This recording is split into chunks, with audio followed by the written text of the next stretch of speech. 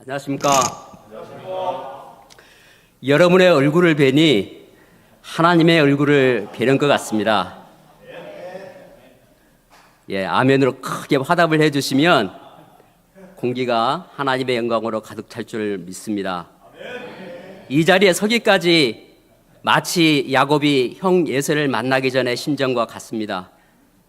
강박감과 초조함과 긴장감과 두려움과 그 압박감을 견디면서 메시지를 밤새 준비하고 이 자리에 섰습니다.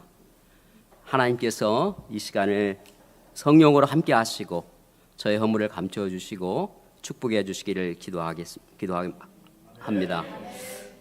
오늘 마가복음 18강 말씀의 제목은 나귀 새끼 타고 오시는 왕입니다. 요절 말씀 읽고 기도하고 시작하도록 하겠습니다. 시작. 앞에서 가고 뒤에서 따르는 자들이 소리 지르되 호산나 찬송하리로다. 주의 이름으로 오시는 이여 찬송하리로다. 우리 조상 다윗의 나라여 가장 높은 곳에서 호산나 하더라. 하나님 아버지 주의를 허락하여 주시고 저희가 하나님 앞에 예배할 수 있도록 인도하신 것을 진심으로 감사합니다. 아버지 하나님, 이 예배가 하나님의 임재가 성령의 인재가 충만한 예배가 되게 하여 주시옵소서. 우리의 마음에 들어오는 모든 염려와 불안한 생각과 인간적인 생각들과 어두운 생각들을 이 시간 제하여 주시고 오직 주님의 말씀만이 선포되며 이 예배를 통해서 하나님께서 모든 영광을 받을 시간 되게 축복하여 주시옵소서. 죄인을 세우셨으니 성령으로 함께하사 허락하신 말씀을 담대히 전할 수 있도록 도와주시옵소서. 예수님의 이름으로 기도합니다. 아멘. 오늘 우리가 예수님의 마지막 일주일 고난 행보 중에 3일간의 행보를 살펴볼 것입니다. 예수님의 마지막 행보는 성도들에게 뿐만 아니라 모든 인생들에게 매우 중요합니다. 왜냐하면 예수님께서 우리를 다스릴 왕이 되시기 때문입니다.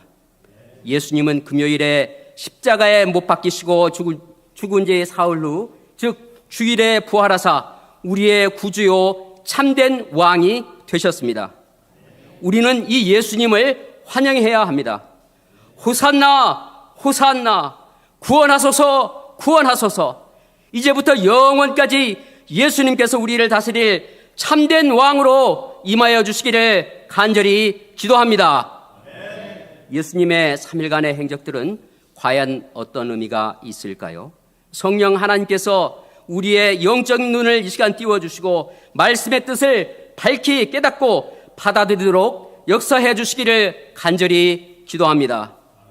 말씀을 시작하기에 앞서서 예수님의 일주일의 행적을 간단하게 정리해 보겠습니다. 첫째 날 종려주일 예루살렘에 입성하시고 성전을 둘러보셨습니다. 둘째 날 일요일 월요일 성전을 깨끗하게 하셨습니다. 셋째 날 화요일 저주하신 무화과 나무가 뿌리채 마른 사건이 있었습니다. 넷째 날 수요일은 기록이 없습니다.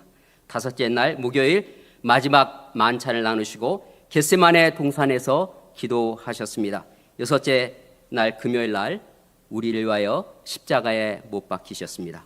토요일 날 안식하시고 주일 날 부활하셨습니다. 예수님은 지금까지 수차례 예루살렘에 들어오셨습니다. 매번 예루살렘에 들어오실 때까지 걸어서 입성을 하셨습니다. 그런데 이번에는 여느 때와는 다르게 입성을 하십니다. 1절부터 3절까지를 다 같이 읽어보도록 하겠습니다. 시작. 그들이 예루살렘에 가까이 와서 감람산 벳바게와 베다니에 이르렀을 때에 예수께서 제자 중 둘을 보내시며 이르시되 너희는 맞은편 마을로 가라. 그리로 들어가면 곧 아직 아무도 타보지 않은 나귀 새끼가 매어 있는 것을 보리니 풀어 끌고 오라. 만일 누가 너희에게 왜 이렇게 하느냐 묻거든 주가 쓰시겠다 하라. 그리하면 즉시 이리로 보내리라 하시니 건너편 마을로 제자들을 보내시면서 나귀 새끼를 풀어 끌어올라고 지시하셨습니다. 보냄을 받은 제자들은 예수님이 지시하신 그대로 말하고 별 어려움이 없이 나귀 새끼를 풀어왔습니다. 제자들은 이 사건을 통해서 무엇을 깨달았을까요? 예수님이 어떻게 가보지도 않은 마을에 나귀 새끼가 매어 있는 것을 아셨을까? 예수님은 천리안을 가지신 것인가?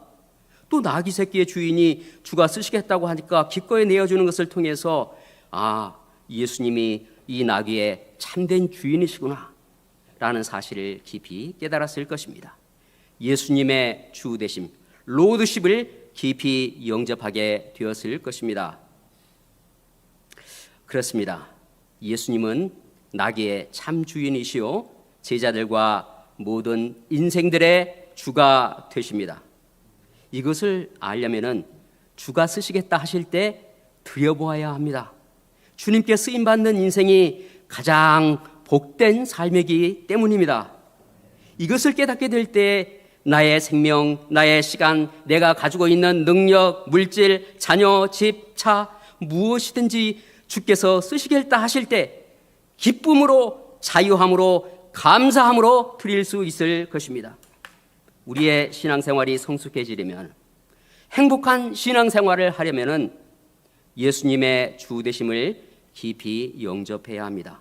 예수님의 주 되심을 깊이 깨닫고 영접하는 은혜가 우리들에게도 있기를 기도합니다. 제 기억이 정확하지는 않지만 작년 어느 새벽기도회 때 제가 인도하는 순서 때 이 말씀을 섬겼습니다. 그때 양식 말씀 중에 주가 쓰시겠다가 있었습니다. 저는 주가 쓰시겠다고 할 때 드리겠다고 결단을 하였습니다. 며칠이 못 되어서 주일 예배 사회자가 사정이 생겨 못하게 되었는데 제가 대타로 할 수 있겠느냐는 제의가 들어왔습니다.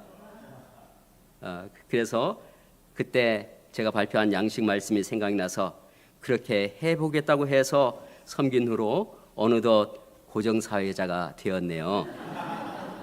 물론 부담이 없지는 않았지만 말씀에 순종하는 자세로 감당을 하니까 제 안에 주님께서 주시는 기쁨과 감사함이 충만합니다. 우리들도 하나님의 역사에 쓰임받음으로 로드십을 체험하고 고백하는 은혜가 있기를 기도합니다. 자, 7절을 보겠습니다. 제자 둘을 7절을 보십시오.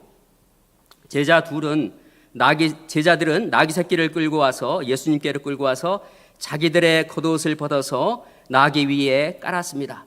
또 다른 무리들은 밭에서 벤 나뭇가지를 가져다가 길에 펼쳤습니다. 요한복음에 보면 종려나무 가지를 가지고 맞으러 나갔다고 기록이 되어 있습니다. 왕이나 개선 장군이 입성할 때 종려나무 가지를 찍어 꺾어서 흔들며 환영을 했습니다. 종려나무는 기쁨과 승리를 상징하는 나무입니다. 무리들은 예수님을 그들에게 임할 왕으로 영접하고 존경과 환영의 표시로 종려나무 가지를 흔들면서 맞이하였습니다. 일반적으로 왕들은 멋진 왕을 타고 주위에 수많은 호위병들과 칼을 찬 병사들을 거느리고 수많은 사람들의 환영을 받으며 입성합니다. 그러나 예수님은 나귀 새끼를 타고 입성하셨습니다. 그 이유가 무엇입니까? 스가랴 9장 9절에는 다음과 같은 말씀이 있습니다. 시온에 따라 크게 기뻐할지어다. 예루살렘에 따라 즐거이 부를지어다. 보라, 내 왕이 내게 임하시나니 그는 공의로우시며 구원을 베푸시며 겸손하여서 나귀를 타시나니 곧 나귀의 작은 것, 곧 나귀 새끼니라. 이 예언에 의하면 예수님은 공의로우시며 구원을 베푸시며 겸손하신 왕이십니다. 그러면 예수님은 어떤 면에서 공의로운 왕이십니까? 이사야서 11장 1절로 4절까지 말씀을 강영국 목자님께서 읽어주시겠습니다. 이새의 줄기에서 한 싹이 나며 그 뿌리에서 한 가지가 나서 결실할 것이요 그에 의해 여호와의 영 곧 지혜와 총명의 영이요 모략과 재능의 영이요 지식과 여호와를 경외하는 영이 강림하시리니 그가 여호와를 경외함으로 즐거움을 삼을 것이며 그의 눈에 보이는 대로 심판하지 아니하며 그의 귀에 들리는 대로 판단하지 아니하며 공의로 가난한 자를 심판하며 정직으로 세상에 겸손한 자를 판단할 것이며 그의 입에 막대기로 세상을 치며 그의 입술의 기운으로 악인을 죽일 것입니다. 네, 감사합니다. 예수님은 인간 왕처럼 눈에 보이는 대로 심판하지 않으시며 귀에 들리는 대로 판단하지 않으십니다. 공의로우신 예수님은 공평한 기준으로 판단하시고 가난하고 겸손한 자들이 억울하게 차별당하는 일이 없도록 변호해 주시는 분이십니다. 보라, 때가 이르리니 그의 이름은 여호와 우리의 공이라 일컬음을 얻으리라. 예레미야 23장 5절 6절입니다. 메시아이신 예수님은 악인들과 그 배후에서 역사하는 마귀를 완전히 멸하심으로 온전한 공의를 이루실 것입니다.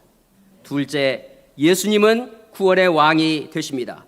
예수님께서 어떻게 구원의 왕이 되셨습니까? 예수님은 나귀 새끼를 타고 입성하신 후 금요일에 십자가에서 죽으셨습니다. 예수님은 자기 목숨을 많은 사람들을 위한 죄의 대속물로 내어주셨습니다. 예수님은 모든 인생들을 죄와 사망에서 굴레에서 해방시키심으로 죄와 사망 안에 종노릇하는 인생들을 구원하시는 참 구원의 왕이 되셨습니다. 따라서 예수 그리스도 안에 있는 자는 더 이상 저주나 정죄함이 없고 참 자유를 누릴 수 있게 되었습니다. 세상의 그 누구도 우리를 죄와 사망의 권세에서 해방시켜 주지는 못합니다. 유일한 그 이름, 오직 예수님만이 유일한 구원의 왕이 되십니다.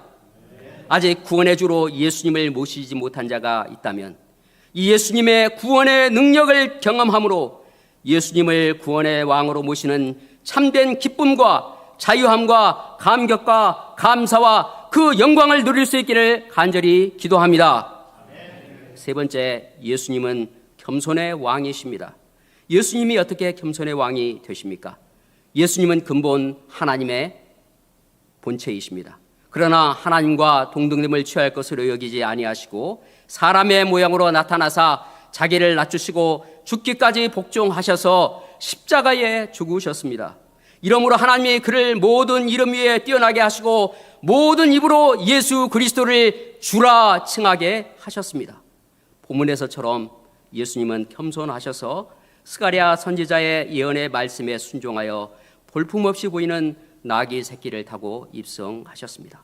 그래서 겸손과 사랑과 평화로 다스려주는 왕이 되십니다.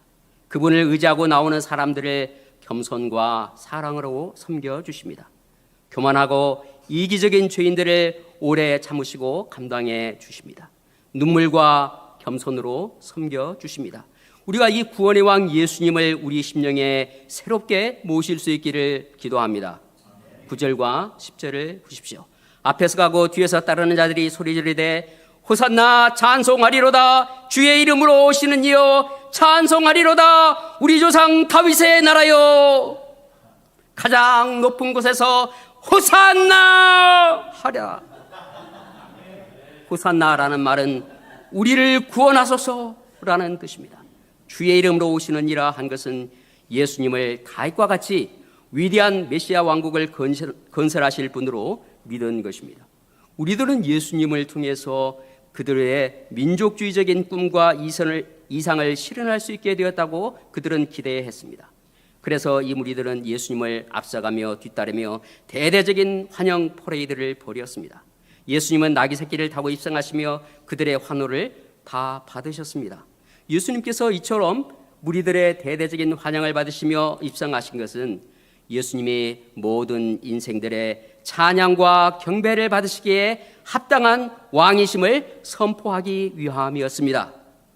예수님은 모든 인생들뿐만 아니라 말 못하는 돌들의 찬양, 모든 피조물들의 경배를 받으시기에도 합당한 만왕의 왕이십니다. 만유의 주이십니다. 이 예수님께 온 마음으로 경배와 찬양을 드립시다. 11절로 14절을 형제 자매 순으로 교도로 읽어보도록 하겠습니다. 시작.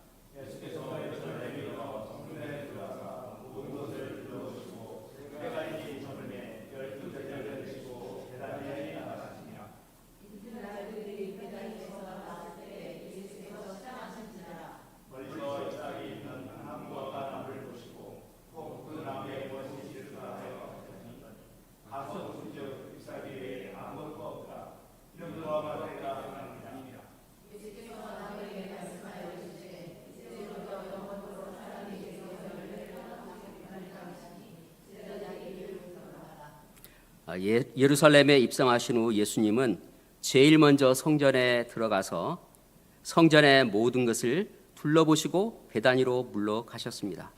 이튿날 아침에 베다니에서 나오실 때에 몹시 시장하셨습니다. 멀리서 잎사귀 있는 무화과 나무를 보시고 그 나무에 무엇이 있을까 하여 가까이 가 보셨습니다. 그런데 잎만 무성하고 아무 열매도 맺지 못했습니다. 이는 무화과의 때가 아니었기 때문이었습니다. 이스라엘에서 본격적인 무화과 열매를 추수하는 시기는 보통 6월과 7월경입니다. 그때 무화과 나무에는 많은 열매가 풍성히 맺힙니다.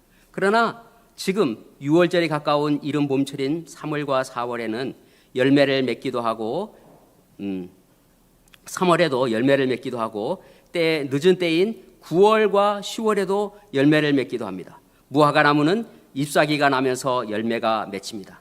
따라서 아직 열매를 딸 전성기는 아니었지만 열매는 달려 있어야 했습니다. 그런데 그 무화과 나무는 잎사귀 외에는 아무것도 없었습니다. 이런 무화과 나무는 병든 무화과 나무이거나 아무 쓸모가 없는 나무일 것입니다. 예수님은 이 무화과 나무를 어떻게 하셨습니까? 예수님은 이 열매 없는 무화과 나무를 저주하셨습니다. 왜 그러하셨을까요? 나귀 새끼까지 타시고 입성하시는 예수님의 모습과 대조되는 이런 예수님의 모습을 이해하기 위해서는 이어지는 예수님의 행적을 살펴보아야 합니다. 예수님은 나귀 타고 입성하신 후 제일 먼저 어디를 방문하셨습니까? 15절로 19절을 보십시오. 이번에는 자매님, 형제님 순으로 15절로 19절을 번갈아서 읽도록 하겠습니다. 시작.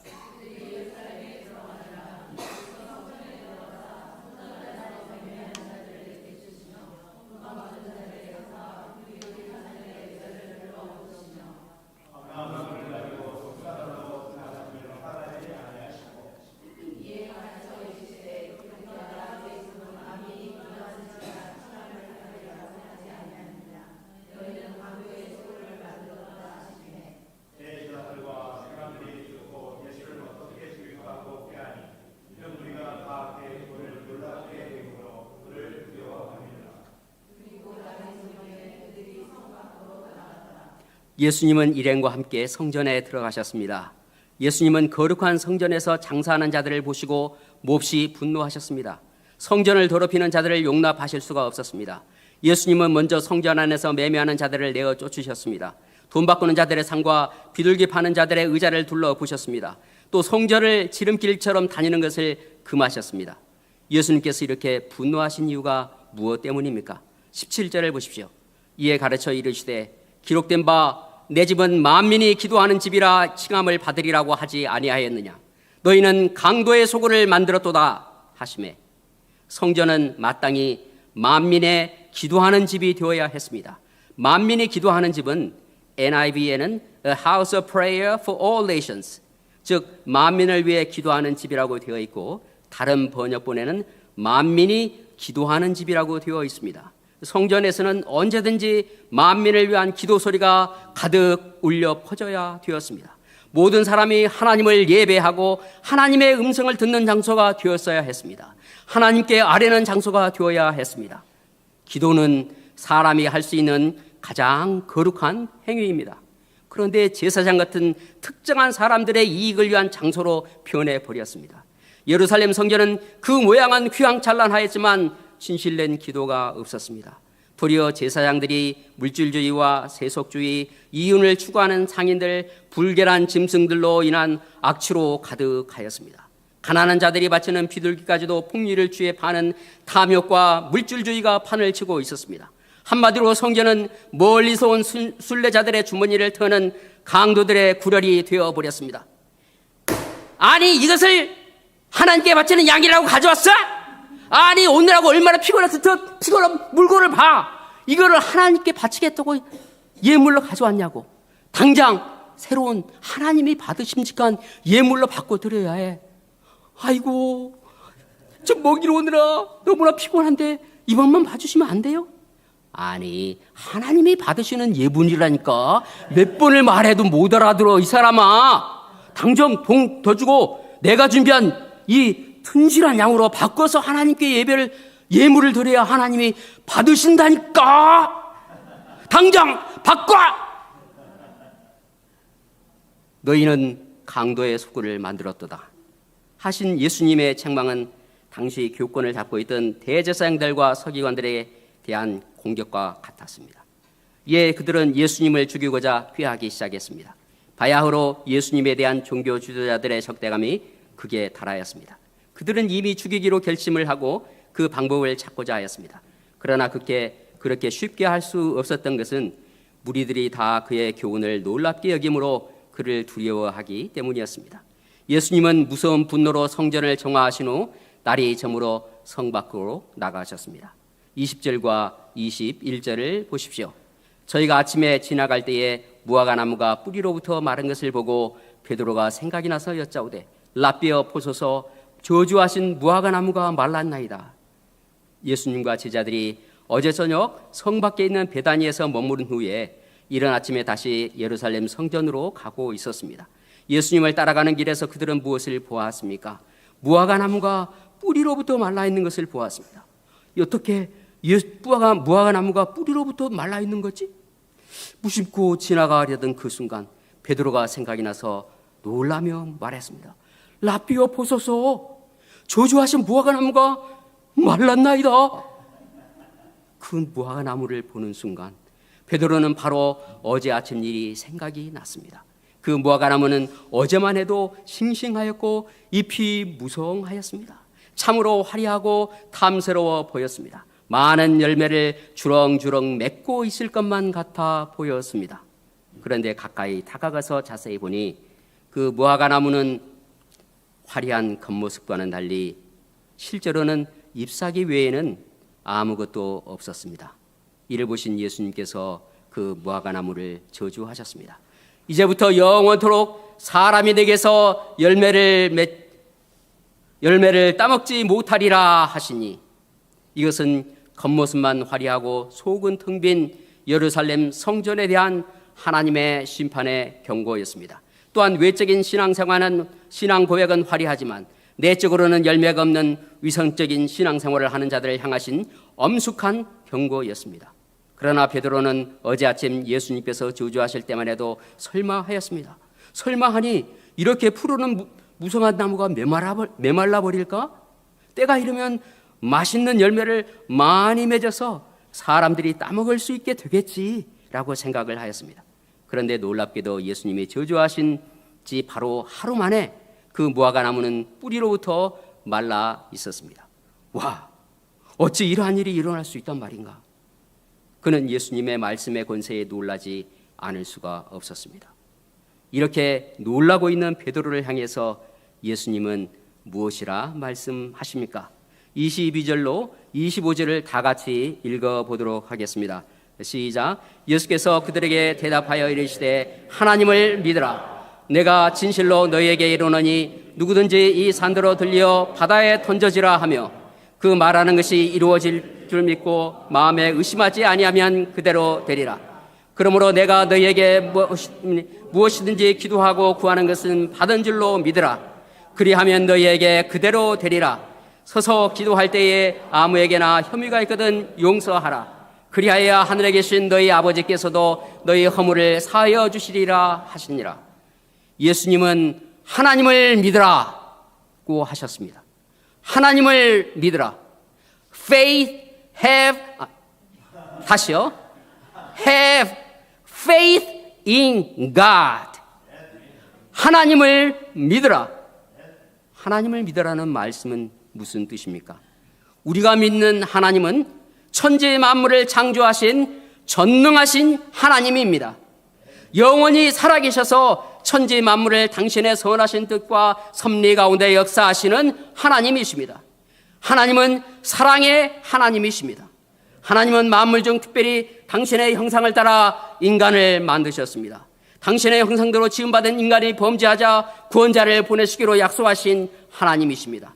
하나님은 약속하신 대로 인류를 죄와 사망과 사탄의 권세에서 구원할 구원자 예수 그리스도를 보내신 신실하신 하나님이십니다. 오늘 나귀 새끼 타고 오신 예수님은 그 약속을 이루기 위해 예루살렘에 입성하셨습니다. 며칠 후 고난받으시고 십자가에 못 박히고 죽으사 인류를 위한 하나님의 어린 양 대속 제물이 되시기 위해 오셨습니다. 성전을 깨끗하게 하심으로 성전의 주인 되심을 나타내셨습니다. 이제후로 참 성전 되신 예수님을 통해 새로운 성전 시대가 열릴 것을 예고하셨습니다. 이 일은 산이 옮겨지는 것처럼 도저히 일어날 수 없는 일처럼 보여집니다. 그러나 하나님은 이 일을 만군의 여호와의 열심으로 이루어가고 계십니다. 이 하나님을 믿는 자는 누구나 기도하게 될 것입니다. 의심하지 않고 하나님의 뜻대로 구하는 자는 반드시 하나님의 능력을 체험하게 될 것입니다. 25절을 다시 보겠습니다. 서서 기도할 때에 아무에게나 혐의가 있거든 용서하라. 그리하여야 하늘에 계신 너희 아버지께서도 너희 허물을 사하여 주시리라. 믿음으로 기도하는 자가 가장 경계해야 될 것이 용서입니다. 용서하지 못하는 자가 기도하는 것은 하나님을 멸시하는 것이요 하나님을 욕되게 하는 것입니다. 하나님은 우리 인생들을 사랑하십니다. 죄와 사망 문세 아래에서 죽어가는 인생들을 구원하시고자 예수님을 이 땅에 보내신 분이십니다. 예수님은 겸손하게 그 사명을 감당하고자 십자가의 죽음을 향해서 가고 계십니다. 우리는 이 하나님의 사랑을 믿어야 합니다. 우리가 하나님의 사랑을 믿고 만민을 위해 기도하는 성전으로서 역할을 잘 감당해 나가기를 기도합니다. 하나님의 은혜로 저는 작년 7월 이전 회사에서 퇴사한 지 10일 만에 부동산을 여러 군데 가지고 계시는 80세의 회장님과 사모님, 큰 따님인 큰 대표, 작은 딸이 작은 대표로 있는 총 4사람을 모시는 수행기사로 좋은 조건의 재취업을 하게 되었습니다. 그래서 1년을 근무하게 되면 820만 원 가량의 조기 재취업 수당을 정부로부터 받을 자격을 가지게 되었습니다. 그런데 8개월이 지난 4월 달에 권고사직을 갑작스럽게 받게 되었습니다. 수행기사 업계에서는 급여 외에 때때로 수고했어 라며 수고비를 주는 것이 관행인데 새 회장님은 외부 식사 자리에서 제가 보는 앞에서 다른 기사에게는 보란듯이 황금색 지폐를 꺼내주셔서 수고했어 주셨지만 정작 저에게는 수고비를 단 한 번도 주시지 않았습니다. 지금껏 수행기사로 20년 가까이 일하면서 수고비를 받아보지 못한 적이 이번이 처음이었습니다. 또 큰 대표는 문자를 씹는 경향이 있습니다. 한 번은 제가 보낸 문자를 50분이 지나도 확인하지 않고 있다가 제가 그 사이 잠깐 조는 사이에 답변을 하셨는데 제가 그것을 확인하지 못하고 넘어가자 화를 참지 못하고 회장님께 보고하여 조치를 취하겠다고 하는 사건이 있었습니다. 아마 이것이 발단이 되어서 제가 갑자기 공고사직을 당하게 되었는지도 모르겠습니다. 고용노동부에 문의를 해보니 퇴사 후에 2주 안에 다른 회사에 들어가 2곳을 합쳐서 1년을 채우게 되면 조기 재취업 수당을 받을 수 있다고 하였습니다. 그래서 공고사직을 받기 한 달 전부터 새 일자리를 알아보고 면접을 보면서 여러모로 노력을 하였지만 조건에 맞는 새 일자리를 구하기가 쉽지 않았습니다. 저는 좋은 직장을 주신 것에 대한 감사함을 잃어버리고 불평했던 것을 회개했습니다. 그동안 드리지 못했던 가정 예배를 드리고 통역자와 합심 기도를 하였습니다. 그러던 어느 날 사장님이 저를 부르시더니 급여는 못 주지만 한 달 정도 서류상 재직하고 있는 것으로 해줄 터이니 빨리 새 직장을 구해보라고 하셨습니다. 그러는 사이에 회장님을 모실 새 기사가 채용이 되었고 저는 인수인계를 해주었습니다. 그런데 일주일 만에 여직원으로부터 임시로 다른 기사를 구할 때까지 일해줄 수 있다는 전화를 받게 되었습니다. 그 사이에 그 기사가 잘리게 된 것입니다.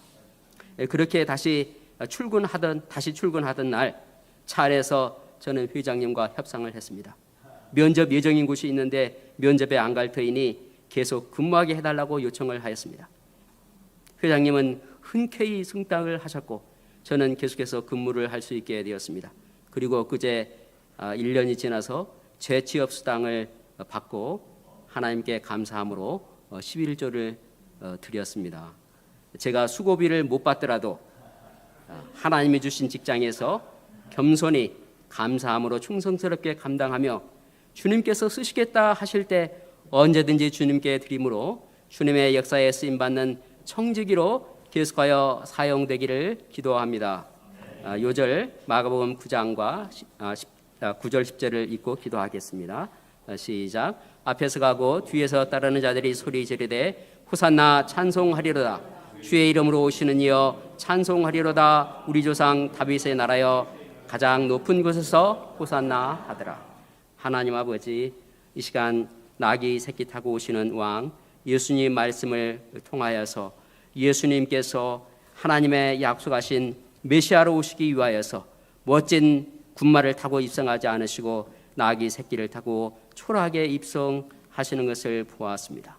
예수님은 성전을 청소하심으로 이제후로 예수님이 십자가에 친히 못 박혀 하나님의 대속 제물이 되심으로 이제후로는 당신을 통하여 새 성전의 시대가 열릴 것을 예고하셨습니다. 이 하나님을 믿고 우리가 기도할 때 하나님은 우리의 기도를 들어주십니다. 우리가 기도할 때에 혐의가 있는 자를 용서하지 않을 때 아무리 멋지게 드리는 기도라도 하나님은 우리의 기도를 외면하십니다. 우리가 나를 사랑하시는 하나님, 전능하신 하나님, 우리를 구원하시기 위하여 독생자 예수 그리스도를 보내신 사랑의 하나님을 믿고 믿음으로 기도하는 자가 되며 하나님의 역사에 청지기로서 계속하여 자신을 드림으로 귀하게 쓰임받는 인생 살기를 간절히 기도합니다. 감사하며 예수님의 이름으로 기도했습니다. 아멘.